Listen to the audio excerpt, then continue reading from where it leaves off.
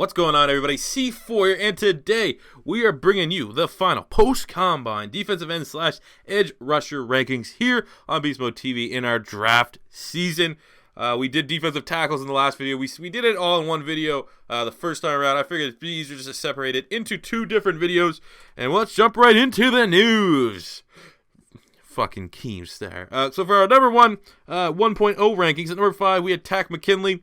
Number 4 was Taco Charlton. Number 3 was Tim Williams. Number 2 was Derek Barnett. And number 1 was Mr. Myles Garrett. I'm going to tell you right now, there's no surprise who number 1 is. He was absolutely fucking animal at the Combine. But you guys are certainly interested in the top 5, who else we have coming after. Plus, at the very end of the video, we will wrap up with our awards that we give for this position. So at number 5, we're going with Taco Charlton from Michigan, falling one spot from number 4 in the original rankings, now down to number 5. Taco Charlton, 6'6", 272 pounds from the University of Michigan. NFL.com gives him a pro comparison of Chandler Jones. I think Chandler Jones is a little bit more athletic. I assume they just did it because of his length. But, you know, Taco Charlton, a very big-time playmaker from a very well-coached Michigan defense. You know he already comes from that pro-style defense and got coached up very hard by Mr. Harbaugh. But I do think, you know, everyone has always talked about his inconsistency as a playmaker in the backfield. I think with Taco Charlton, though, he has the size that a lot of teams are looking for. Probably best suited for a 4-3 defensive end. But, I mean, 272, 6'6", someone may envision him as a 3-4 on the defensive line. I think he's just slightly a little bit undersized for that. But for his stats there, in 2016, he had 40 tackles, 13.5 tackles for loss, and 10 sacks on the year. And for his combine performance, 4.92 in the 40 and 25 on the bench press. Got those big long arms, so 25, you know, it may seem a little bit low for a guy like that. At 272, you'd figure maybe have a chance to put up 30, but then obviously, you know, the whole big fucking lanky motherfuckers, they struggle with the bench press a little bit. 4.92. You know, like I said, that's where you kind of, the NFL giving him, who's this? Who gave this? Lance Zierlein gave him the comp of Chandler Jones. I think Chandler Jones, I can't remember what his 40 was, but I definitely think it was better than a 4.92. Where'd Chandler Jones come from? Illinois? Syracuse? Somewhere up there in New York, I thought. I don't know. But Taco Charlton, regardless, is my number 5, and he definitely will be a fringe first rounder, most likely going at some point in the second round. Going number 4 is going to be Takk McKinley from UCLA, 6'2", 265 pounds. Pro comparison for him was, I think his name Lance Zierlein again. Yes, for Lance Zierlein, for Takk McKinley, they gave Tamba Ali. I think that's a little bit more fair and a little bit more close than Taco Charlton and Chandler Jones. Takk McKinley, Combine Warrior. I mean, this guy here is an athletic monster who exploded on the scene for UCLA this year. The Combine of 4'5", 940, and put up 24 on the bench press, and his 2016 stats were very, very impressive. 61 tackles, 18 tackles for loss, and 10 sacks on a fairly disappointing season for UCLA, obviously when their quarterback went down. But the defense side of the ball is churning out a bunch of prospects, from Takk McKinley to Eddie Vanderdoes to Fabian Moreau as the corner. But yeah, I think Takk McKinley, the tape is, obviously you're a little bit worried about the 1 year wonder where he really exploded onto the scene. But I think for the most part, I mean, he has played, go from JUCO to transferring to UCLA. More so, you're going to be going for the athletic specimen, and he's one of the best on the entire defensive side of the ball. Best suited, obviously, for a 4-3 scheme. I think even with his speed, though, he might even be considered for a 3-4 outside linebacker role. But personally, I would say, I think maybe the 3-4 outside linebacker role might be where teams get him immediately, but I would not be afraid to put in defensive end. Certainly, obviously, as a Madden channel, in Madden regards, he'd probably be a beast in, terms of an Ogba, if you will, Emmanuel Ogba. You make him an outside linebacker to defensive end. I think McKinley would be a rookie that would fall into that same category in Madden 18. Going to number 3 is going to be Derek Barnett from the University of Tennessee, 6'3", 265 pounds. NFL.com is giving him a pro comp of Nick Perry. Yeah, again, another one I don't quite see it, to be honest with you. I think Nick Perry clearly is a 3-4 outside linebacker, where I think Derek Barnett, not athletic enough to play outside linebacker. I think he's best suited to be a 4-3 defensive end. For his combine stats, didn't participate in the bench press, put about 4.88 in the 40, which is not great, not horrible, certainly not horrible, not particularly great. He did post up a pretty good 3-cone drill at 6.96 seconds, which is one of the top for all the defensive ends. For his career, though, career stats, was a long-time baller for Tennessee, if you will. 198 tackles, 52 tackles for loss, and 32 sacks. I believe he beat the GOAT, the greatest football player in the history of football, Reggie White's tackle records and sack records at the University of Tennessee. So credit for that. But I do think Burnett, a couple questions about his athletic ability, but I think for the most part, incredibly aggressive, can set the edge for sure. Very, very good, relentless motor, which is nice. Where a lot of players come out of college that are really, really talented, they have the whole motor effort issue coming into things. I think he's the exact opposite. He's an absolute grinder and will benefit from having that kind of mentality of a defensive coach, and very, very good on initial contact. I think strength, I'm going to be interested to see if he does do the bench press at his pro day, because I think he is stronger than a lot of people give him credit for, but that is definitely going to be something to keep an eye on. But I think Burnett is a very solid pick. C4, pat myself on the back for putting him here at number 3. Go number 2 is going to be Solomon Thomas from the University of Stanford, 6'3", 273 pounds. NFL.com is giving the pro comp of Justin Smith, Cincinnati Bengal and San Francisco 49er. For the combine, he was a monster.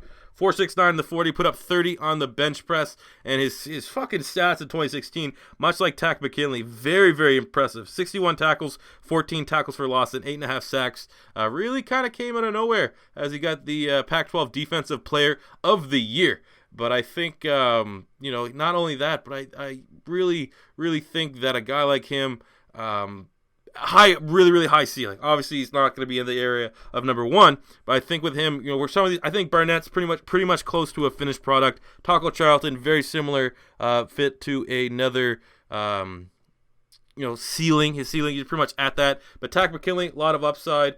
And Solomon Thomas, I think he has an incredibly high ceiling to only get better. 273, I don't know necessarily if you can pack much more weight on that. I think you might be able to slim down and get 265. I mean, more seemed as a potential guy that could play as a 3-4 outside linebacker. But I would say right now he's best fit as a 4-3 defensive end, and probably will be top 15 pick.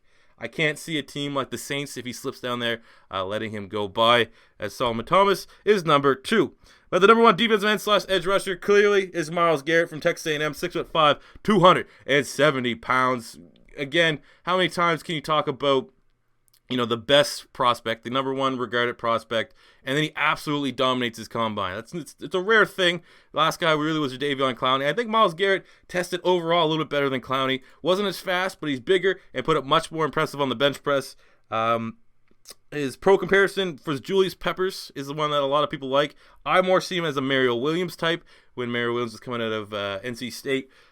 Either or, this he's gonna be a freak. The Cleveland Browns absolutely cannot fuck this pick up, right? Right? They can't.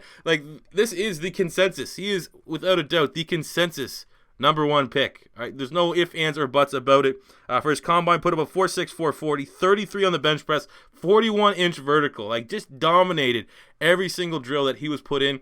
For his career stats, 141 tackles, 47 tackles for loss, and 31 sacks. So the production is almost right up there with what Derek Barnett did at the University of Tennessee. So Garrett, long-term production, check. Not a one-year wonder. Athletic freak, check.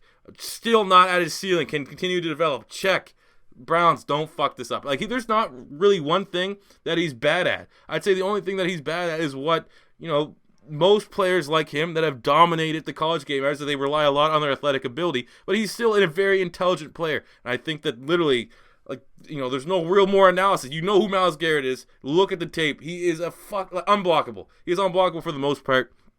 Even games that he played, hurt. He is hurt as well. He has everything. I remember games that he was actually banged up with Texas A&M, refused to come out the field, was on the field for every single fucking down. You'd have to, absolutely, shoot him and drag him off to get him out the field. So he ticks every single box that you could possibly want for a franchise defensive player. So if the Browns somehow fuck this up, I mean, it has to be one of the biggest blunders in NFL history. So, yes, Myles Garrett is number 1, and he should be. So now we're going to finish up here with some awards. For the most NFL ready, I'm giving it to Myles Garrett. For most potential, I mean, Myles Garrett should be this one here as well, but just to make it a little different, I think Solomon Thomas still has a lot of upside, where I think Myles Garrett will definitely be a day 1 monster. You may not see that immediate success from Solomon Thomas. There could be a slight learning curve. I don't think there would be, but I can still see it, but I think his ceiling is incredibly high.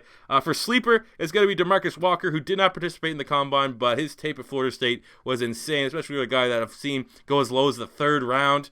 That is very, very unfair. Or whoever team will actually get him there is an absolute steal. Bust potential is Tano Passignan from Villanova. Again, he's just that, the combine warrior, athletic freak type where he played for Villanova. So the level of competition is fairly low, and I just think, if he gets drafted in the mid rounds, which is where he probably should be, that's fine. But I think if someone falls in love with his athletic ability, they may overdraft him and not get that production, at least right away. And for the player that most helped their stock at the combine, I have two. One was Charles Harris, who looked, he tested not horrible. I mean, he ran a 4.82, put up 21 on the bench press, which is a little bad. But he absolutely shone. Just shone. Get the sun, Sean. That's a joke for Canadians. He absolutely shone in the fucking on-the-field drills, man. He was fucking, shining so bright. And I also think Jordan Willis from Kansas State ran a 4.53 40, had one of the, I think his 10-second split was like one of the highest in the history of the combine. 6'4", 255 pounds, athletic monster. I made a quick joke saying, watch the Philadelphia Eagles draft this guy, number 14. Another what the fuck kind of pick. This would be my pick. If Eagles have a what the fuck pick, I'm just going to come out and say that it might be Jordan Willis, who I think right now is probably going to go third round. Another Marcus Smith scenario or something like that.